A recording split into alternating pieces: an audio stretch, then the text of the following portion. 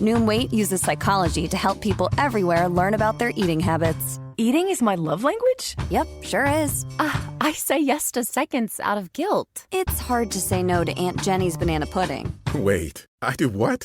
Oh, fog eating happens to everybody. What the f***? We know.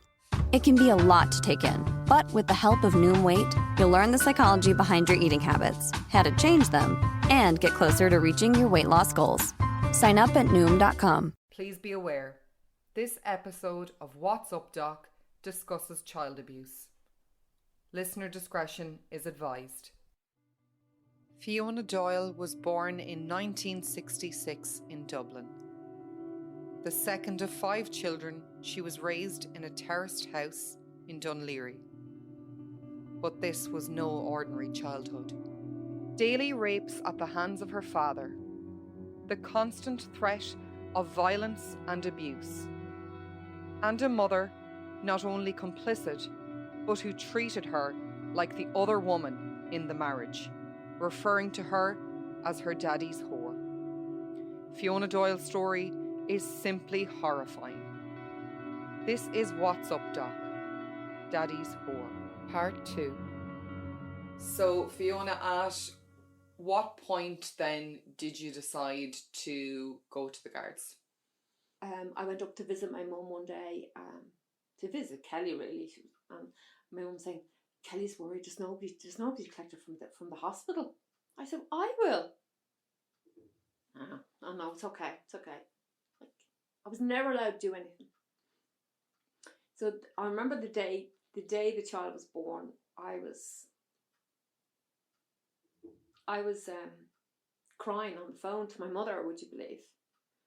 Going, I want to be recognised. Kelly won't have it. You know for a fact Kelly can't stand you.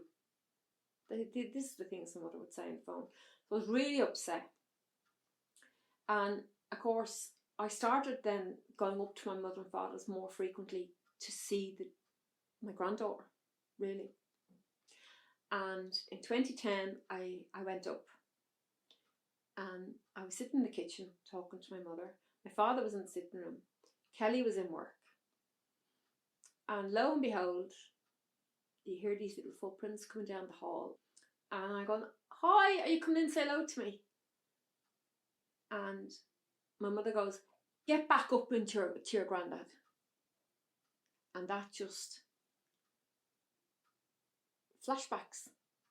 It just knocked me for 6. I wasn't prepared for it.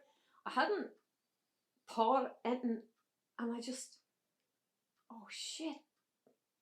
And I made my excuses and I left. And I sat in the car outside and I was crying. And I rang Jim and I said, Jim, telling Jim what happened. I said, Jim, what if my dad touches that child? My mother had been saying to me, your father's not well. He's forgetting things. I think his memory's gone. Doctor reckons his memory's gone. And I said to Jim, what if he touched that child thinking he's touching me? And I drove home and I was crying all the way back to Gorey. And I rang Crystal. And I said the same to Crystal. I said, Crystal, I will not forgive myself. I said, I cannot sit back and see that child in danger. So I kind of went down a bit I got a bit depressed. And we'd registered with a new doctor down here. And myself and Jim went in to the doctor. And the doctor was asking us questions. And what about your background, Fiona? And I said, well, I was sexually abused as a child and for years. And he looked at me. And I think it was the way I said it, so natural, as if it's natural, as if it happens to everyone. Mm-hmm. And he says, and what have you done? Like, did you go to the police? I said, yes, of course I did. But I said, they did nothing. That was back in the 1990s. And he says, well, go back to them. I said, what? He said, Fiona, the guards have progressed that much that maybe you should look into going back to them. And I said, yeah, okay, yeah. You know, putting it out of my head. And things got a bit worse then. And I remember Crystal rings me one day and she goes, Ma'am, I'm not having a big fight with Nanny on the phone. I said, why?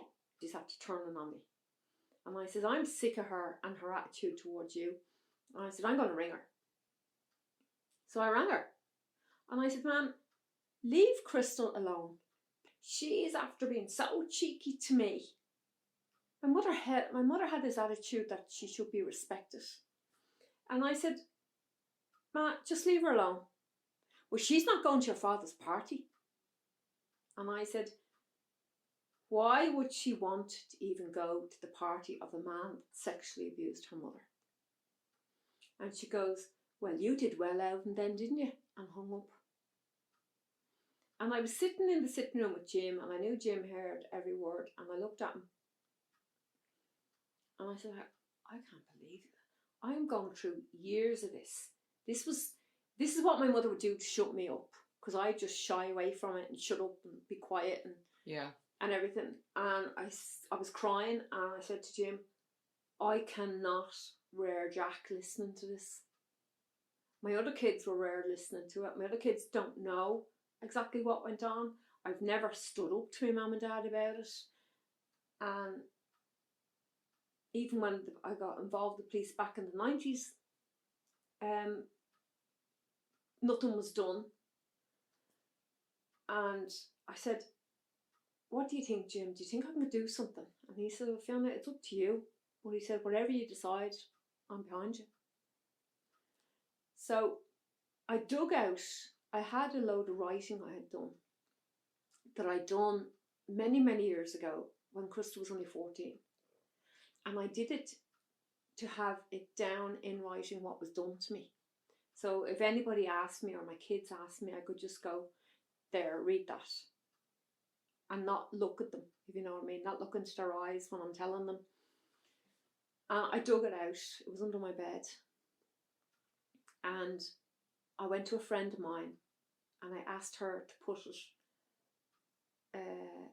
all onto an email, which she did for me, because I didn't have a clue like how to, I wasn't even able to work emails at the time. And I rang the sexual assault unit in Harcourt Street, and I spoke to this lovely lady called Michelle, and I must have sounded crazy because I was trying to spill out everything that happened all those years in one conversation. And then I realised what I was doing, and I said, look, Michelle, I can email you a lot I've written down. And she said, okay, so you email that to me and I'll get back to you. So I did. I emailed it all to her. And she got back to me then within, I think, about a week or so. And she said, Fiona, your case has to go back to the police station nearest to where you lived at the time of the abuse, which would have been Killythegrange. And she said, I've sent it over there, and the sergeant over there will allocate you an officer to investigate your case, your claims. And I said, okay. She said, you'll hear from somebody soon. So I just thanked her and left it at that. And then I got a call from a detective called Dara Phelan, and he said, Fiona, I've been allocated your case. I've read what you've sent to the sexual assault unit, and I think we should get together and do an interview. And I said, okay. And he said, to make it easier for you, how about I meet you in Bray? And I said, right. And I hung up, and of course panic set in then. All these fears, stomach turning, how am I going to tell them? How am I going to tell them everything that went on? The reality of Yeah. it. And I was feeling overwhelmed, and I really felt like ringing up and going, forget it. But I knew, I felt that strongly really about Jack. Jack was not going to go through what my other kids went through. They don't know whether I'm telling the truth or not, and I could see it in them. They're not sure. So I went up to Bray and I met with Dara, and I remember meeting with Patrick first, and Patrick and Lewis took Jack. They were in the park and said, we'll wait and meet you afterwards. And I was gone for about 3 hours it took. And Dara had to stop it halfway through. And he said, I have to stop it here. We need a break. And I said, okay. But yet, and behind it all, I was kind of a bit angry because I'm thinking, I don't know, have the balls to come back here. I'm on a roll here. Yeah. I don't know. Don't stop me while I'm on the roll. Mm. But I left and I went and I got Jack from the boys, and I told the boys some of the questions Dara asked me and everything, and still kind of not sure whether I was going to go through with all this. And Dara had told me that, he said, was your father arrested back in the 1990s when you first went to the guards? And I said, I don't know. Did they investigate? I don't know. But you definitely spoke to them. Yes, I did. Well, I have to look and see now how far that investigation went, because we cannot arrest them twice for the same thing. So he said, I will meet you back here in 2 weeks and we'll finish your statement. And in the meantime, I need you to think of people you can give me that might be witnesses to different things. Okay. So 2 weeks were stomach turning and sickening, because I was so ready to forget it and walk away. And I decided then to go back and do the second interview. And I was concerned for Jim, because all what Jim was hearing was all his first time. I'd never really discussed all the details with him. So we went back anyway, and I managed to finish the statement. And then I gave Dara names of people he could talk to, which were my brother, my sister's aunt and uncle, two lots of aunts and uncles. People had witnessed different things. My doctors, I had to sign permission for him to write to different doctors and hospitals and stuff. So I never heard anything then for a couple of months. And Dara would ring me and he'd say, I've called to your sister and she's denying anything. I called your brother, he's denying everything. And I cannot find where you made the statement before. No evidence of you ever talking to the guards, which was good for us at the time. But I still felt like I'm being called a liar again here. Yeah. So I was kind of on the defence with Dara. This went on for a while. It was a good year. And they went up to my parents and he interviewed my father. My father did a voluntary interview. He interviewed my mother, voluntary, and they just denied everything. And you know, the usual. Fiona was a hard child. She was getting in trouble with the police. She was doing this, and this. The classic problem Yeah. child. We didn't know how to control her. She's lying. She's lied about this before. Stuff like that. But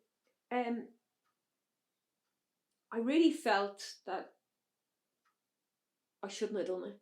I was beginning to feel overwhelmed again, and that I was going to get nowhere. And then what happened was about a year later, I got a phone call from my brother. And the phone was ringing and I could see his name and I wouldn't answer it, because I had got such abuse off him. The first thing everybody would do was call me a whore. You're now a prostitute. And for them, that it was only through my counselling. I started counselling then. And my counsellor was telling me that my mother called me that much that it's normal for them to call me. That's it, yeah. And she was helping me kind of see what I needed to see.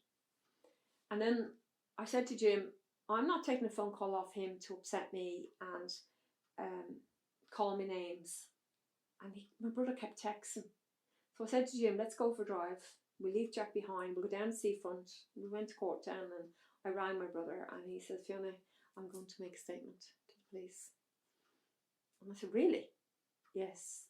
I can't lie about this anymore. I want to tell the truth. I did see Dad rape you. I used to watch him in the wardrobe, which I already knew because he'd admitted, him and Austin had admitted this a few years previous. And then he denied it then to the guards. But he decided to go back. And that just started a whole ball rolling. Now, Laura hadn't spoke to me in years. Because they all believed I was just a troublemaker. Yeah. And Laura hit the roof. Laura booked a flight straight away and flew over within 2 days. And she said to me, she met me, I met her up in Bray, and she just kept apologising to me. She said, I can't believe it. I can't believe you've been telling the truth all along. And they knew. And she had no inclination herself No. that this was going on. Laura would have been 4 years younger than me. But when I mentioned different things about some things, you know, some of the, it would ring a bell for her. Uh-huh. You know, and the name calling was the big thing. She remembered all that. So she went and made a statement to the guards. Richard had told my parents that he had now made a statement in support of me, because they were wondering why Laura had come back into the country and never went to see them. So Richard had to tell them, Laura came back to make a statement and she wants nothing to do with us. So my father then said he knew that everything was going against him. So that's what he did. He walked into the police station in the August of 2012 and admitted that I was telling the truth and that he had raped me. So in the September, our first date was in court in Dunleary, in the district court, where the book of evidence was served on him. That was my first day in court with him. And that was horrendous because I was nervous. I hadn't slept. The usual, I didn't know what was coming. We drove all the way from here to Dunleary that morning. And I went into court and they sat behind me. They sat directly behind me in the pew. And I could nearly feel their breath on the back of my neck. And I remember all I could hear, my mother had this cough. And all I could hear is her cough all the time. And there was cases going. The courthouse was packed. There was cases for shoplifting and car offences and stuff like that. And I was sitting there listening to all this, dreading my case being called out. And then it broke for lunch. I had lunch and I said then to Jim and my uncle that was with us, I need to go back to court early because I'm not sitting in the same spot. I said, I can't have them sitting behind me like that. So we did. We went back and we picked a place where they wouldn't be able to sit behind me. And we sat there and they continued on with their daily car offences and everything. And I sat there and I sat there and I sat there. About 4 o'clock then, the place was just empty.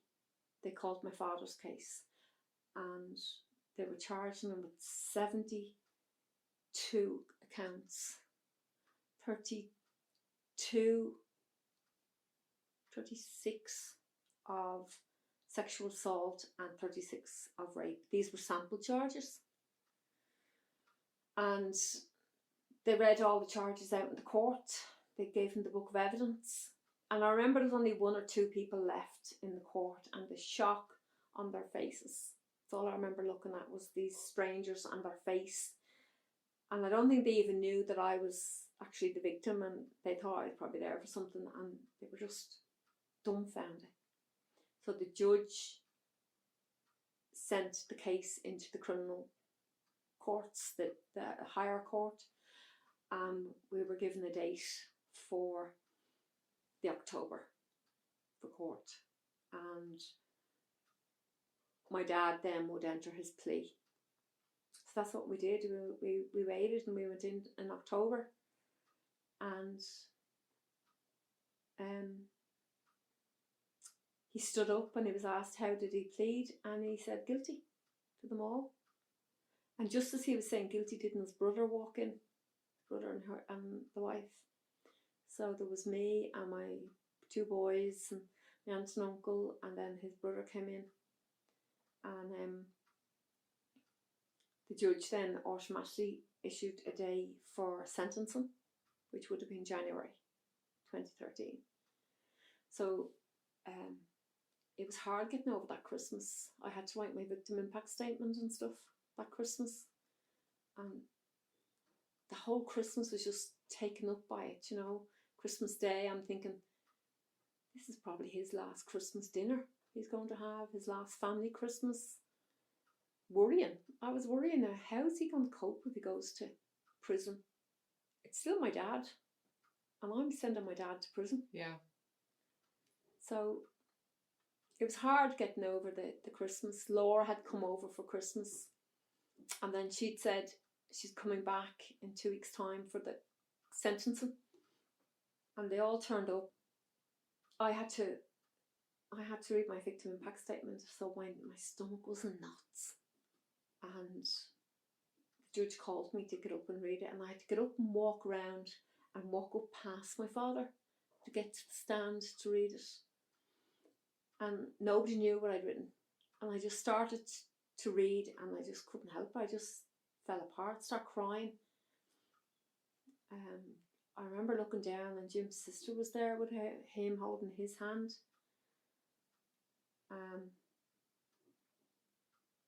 And yeah, I just read it, and the judge then said he was adjourning it for a week. I was like, oh, fucking hell. When does it end? Yeah. So, I think then that's when the media started getting interested after they heard my victim impact statement and things I said. So, I was being photographed then when I left, and I went back down to the hotel and I collected my bags. I went on home, and my sister Laura rang me and she said, Fiona, I'm going to stay for the week, and I'll be here for the sentencing then next week. And I said, okay. We went up to go for the sentencing, and I was up in the victim impact, the victim's suite up in the courts, so I didn't have to sit with my father while we were waiting to go in. We were called then to go down and into the courtroom, and every time I went into the courtroom, I always went to the right, because that's where the witnesses are, and then the accused is on the left in the box.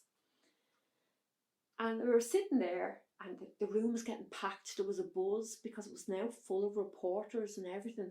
The word was getting out about this case. Sure. And barristers were standing everywhere.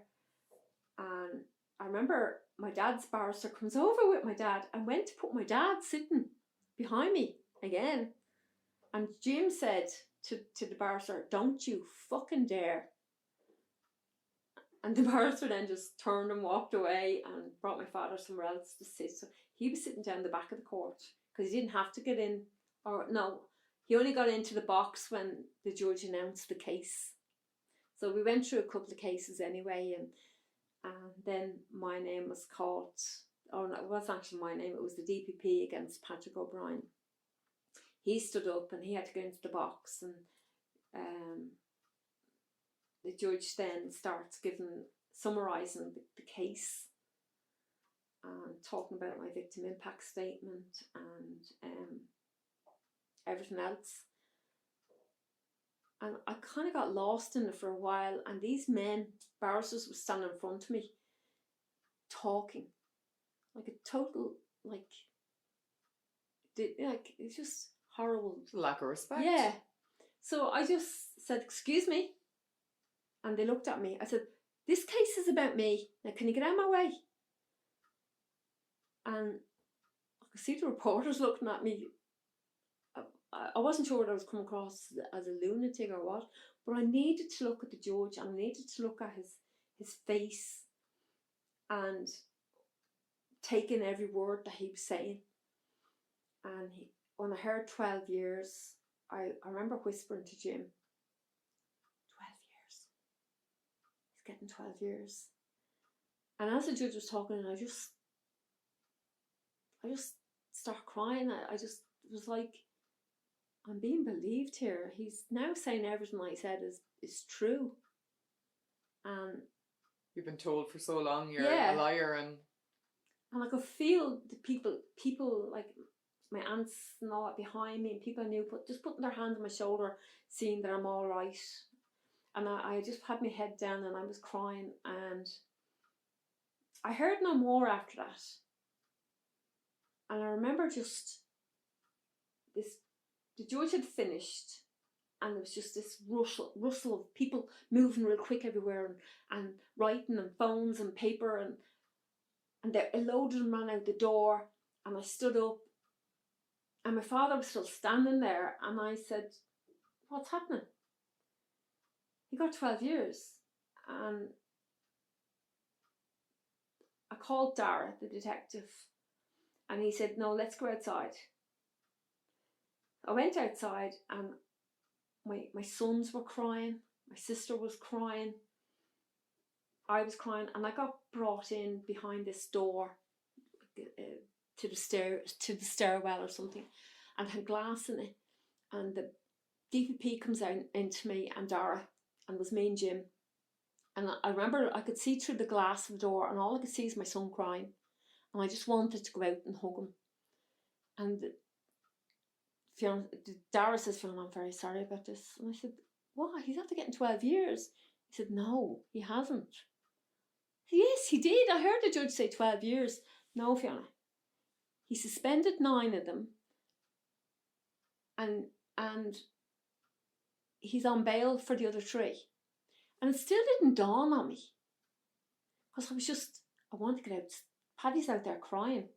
Like, my big, huge son is out there in tears, and I wanted to get out to him and just hug him. comfort him. Yeah. And I think the DPP said something to me, I can't even remember. And I said, I'm going. And I opened the door and I walked out and over to Paddy, and he was crying. And I said, I went to put my arms around him, and next minute, like, it was the door of the court opened, and it was like this parting of the scene you see when they're talking about God and crossing the river, and the river divides in two, and the whole crowd just divided in two, and my father walks out, and I looked at Jim, and I said, he's walking out of here today, he's leaving. And Jim says, yeah, Fiona. And I looked up, and Laura was crying, and I just didn't know what to do. And I went over to Laura, and I was crying, and I said, it's all been for nothing. All this is for nothing. He's leaving. And he just walked past us. My father and mother just walked past us all. After everything you'd said, Yeah. the victim impact statement, Everything, yeah. he walked out of the court. Yeah. And I don't know where they went. It took a while. I could see, you're looking down at the ground floor, and I could see people running everywhere, and running up and down the stairs and looking at me and running back down. And I said, oh, I need to get out of here. Let's get out of here. I want to go back to the hotel and get a cup of coffee. And I decided to walk downstairs, and I remember my uncle saying, sing like a bird when you get outside. And I walked outside, out of the court, and I remember just the fresh air hit me. But all of a sudden there was cameras and microphones being put up to my face, and how are you feeling? And your father's just been released. And I was just devastated. I remember saying, it's all for nothing. I'm worth nothing. I wasn't even worth the day in prison. That's how I felt. Back to, I'm worth nothing. And I spoke to them for a while. I don't remember even what I said. All I know is Crystal was crying. her boyfriend had her arms around her, and we were all just in bits. And next minute, car horns were beeping everywhere. And I just walked away. I remember, and the reporters were all running after me and jumping in front of me to photograph me. And next minute, I heard car horns, and they ran out in front of cars, the reporters. I was my father walking down the road on the other side. Him and my mother on his walking stick, on his walker. And I remember Penny going, "There's that fucking rapist bastard." And I went up to him and I put my hand, I said, "Please don't do that, Paddy." I said, let's just go get a cup of coffee. And I made use of the fact that the reporters had turned their attention on my father now, and they were following him down the road. And I got down to the hotel, and I said to the hotel, "Have you got a room you can hide me in?" And they looked at me, and I said, "I'm sorry, I stayed here last night. My bags are still here. I'm now hiding from all the reporters because they're all looking for me. Can you just give me somewhere I can sit for a while?" And they said, "Yes, we'll give you a bedroom." And they gave me a key and a bedroom, and myself and my kids and my aunt, my uncle, my cousins, Laura, the whole lot was went up to this bedroom. And the hotel sent up a big trolley full of tea and coffee and biscuits to us. And I remember just sitting there, and we were all just dumbfounded. He got released. Trying to process this unbelievable lack of justice. Yeah.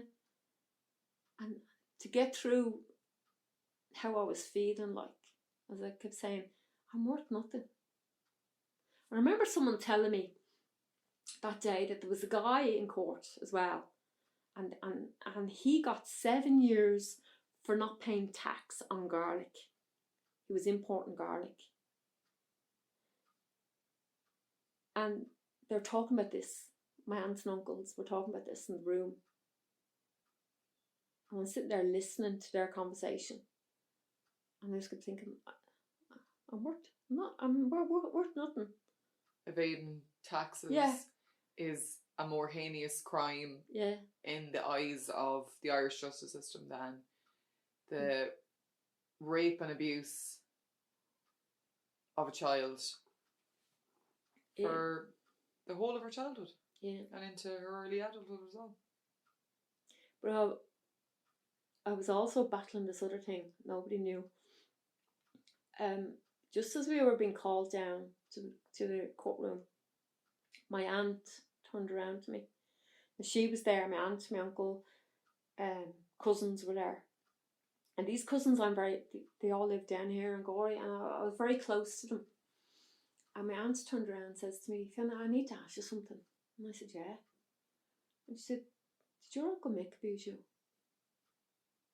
And I said, "Yeah." And then I realised what I said. And then we got called to go down. So I'm sitting there in the room and I'm realising what I'd said to my auntie as well. Thinking, I just didn't know what to do. Yeah, this has opened another can of worms. Yeah. And this one hasn't turned out the way I thought it would. This has all gone so terribly wrong. Yeah.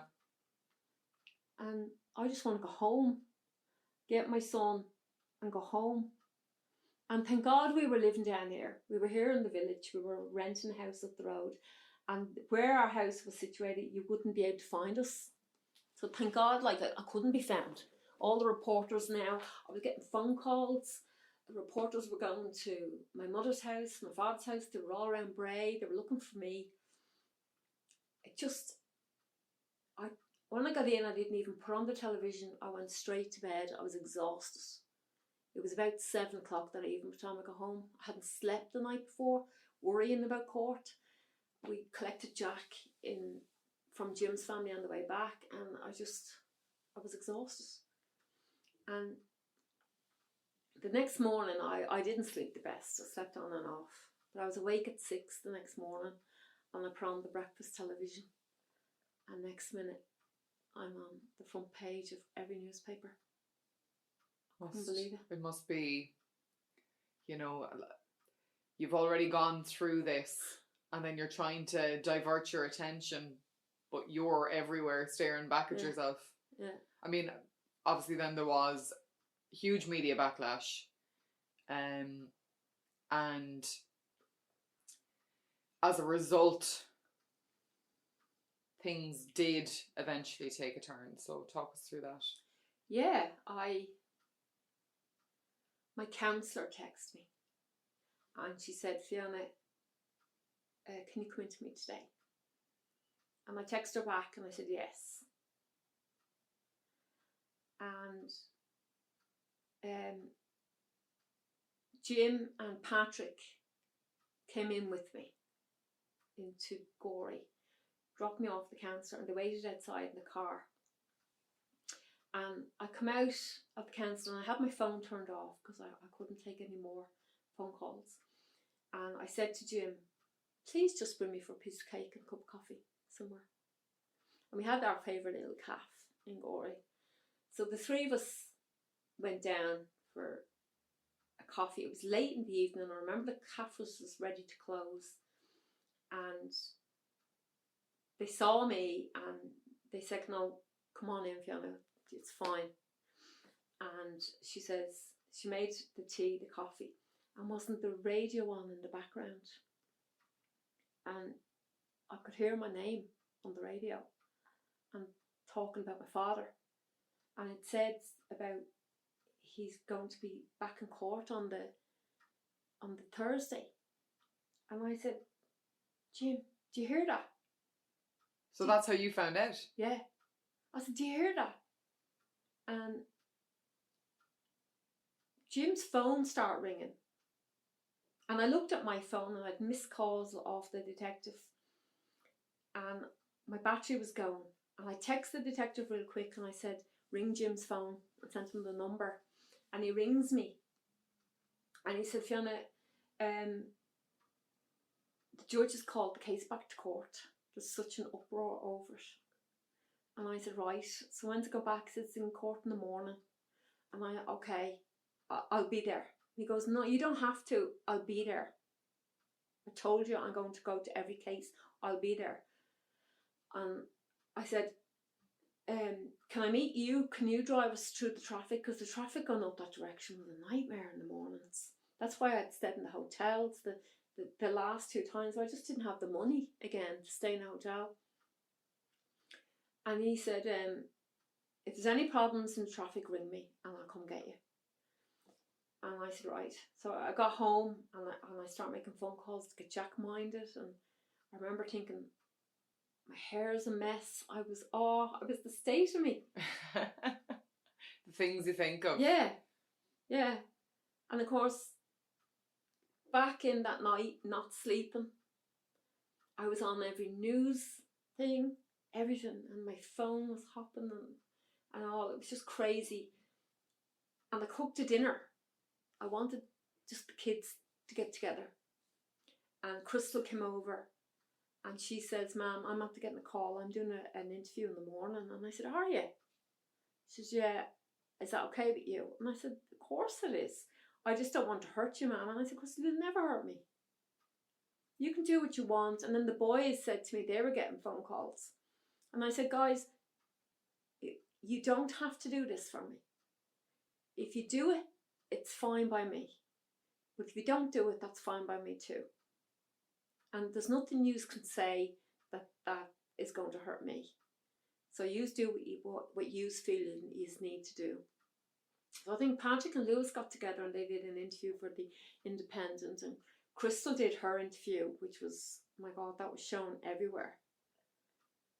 And I went up to court the next morning. What was the judge's name? Carney. Good old Carney. Yeah. And infamous for all the wrong reasons. Yes. And again, I was sitting there. Again, I had these people all standing in front of me. And I said to myself, now I'm going to have to listen to every word. I didn't want to make the same mistake I made that day of his sentencing, that I didn't understand what happened and all that. And Carney then starts to talk about his apologies, where he didn't actually say I'm sorry, but he said he was regrets any distress he caused. I'm sorry this has made me look bad. Basically, that's what he's saying, but Yeah. I needed to hear that I'm sorry, Mm-hmm. where I have regrets. I regret that I made this decision, and I made this decision. Apparently, he made the decision because he had been on a case a couple of months beforehand, something like mine, and he had locked the guy up, Mm-hmm. and the guy appealed the sentencing, and he was freed on the appeal. So Carney was actually using my case as like a weapon to hit the appeal system over the head with, if you know what I mean. Because he was saying, like, I locked him up and it was wrong, and I let this guy out and it was wrong. Basically saying that he can't do right for wrong. Mm-hmm. And he then revoked the bail, and he locked my father up, told him he was being locked up for the 3 years, still left the 9 years suspended. And I stood up, and people were leaving the courtroom and everything, and I think somebody said to me, "You coming?" And I said, "No." I said, "I'm going to watch." I said, this is my time. You had waited long enough to see it. Yeah, this is what I'm here for. I said, I need to watch him be taken through those doors. So he was locked up that day? Yeah. And I left the courtroom, and my mother was just sitting there in the courtroom, staring ahead. Nothing on her face, no nothing. And I went outside, and again I was outside talking to Dara and the DPP, and I was aware then of my mother coming out. Mm-hmm. And just sitting outside on the benches, and they're talking to me, and again I'm not taking in what they're saying, because I just looked at her. I felt so sorry for her. I looked at her and I thought, who's going to bring her home? I actually wanted to ask her, was she okay, and could we drop her home? That's what I wanted to do. Well, I bet you had a lifetime of trying to appease her. That doesn't go overnight. Yeah. But again, I left, and I was greeted with an unbelievable frenzy of reporters and microphones again, asking me how I felt, and I just said, I felt like I was vindicated. I felt like I was walking on air. Did the 3 years feel enough? Were you happy with that? I was happy because I come from nothing to 3 years. Okay. But then it was afterwards when I was thinking about it, and I even thought, like, I guess it was dawning on me that nothing would have been good enough. Yeah. That's what was dawning on me, really. Is there ever justice, really? Yeah, that no matter if he had the rest of his life to spend in prison, it's never enough for what's been taken from you. And I was trying to work all this out in my head, why I'm feeling the way I'm feeling. Why now aren't I just happy with, why can't I be happy now with just the 3 years? Because I realised when I was leaving that I'm not happy even with the 3 years. And I didn't want to say it because it made me sound ungrateful. Because I was grateful that he got 3 years in the first place. So, yeah, I left, and I spoke to reporters telling them I was feeling good. I was feeling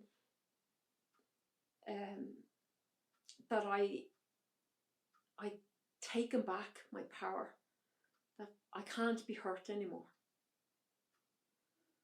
And we left and came home. But what I wasn't prepared for was that Mick Cowgill coming into my head, that I had said this to my aunt. That was still there. That's still hanging over you. Yeah. And what am I going to do about this?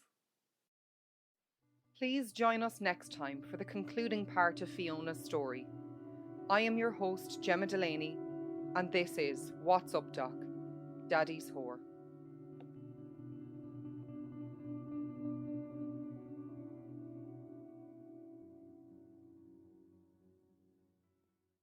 Time to take this submarine back up. But it's tax season up there, Captain. You know, all that stressing over taxes isn't necessary with Tax Act. How did you get... April here to remind you that with Tax Act, you're guaranteed your maximum refund while filing for less. Beats being submerged for another month. Hey, Captain? To your stations. We're headed home. Guess I should probably close that window I opened. What? Kidding. Tax Act. Switch to Tax Act today and start for free. See taxact.com for details. Hi, my name is Joe, and I'm a home decor overspender. Hi, Joe. I made a breakthrough. I found HomeSense. It's unreal. So many brand name sofas. I bought one. Oh, wow, really? It's okay. The prices, so low. Lighting, unexpected. Rugs, handcrafted. Wall art, eclectic. I go back like every week. No, it's always different. New unique decor, same great savings. Every time you go. Field trip. HomeSense. Standout pieces, outstanding prices.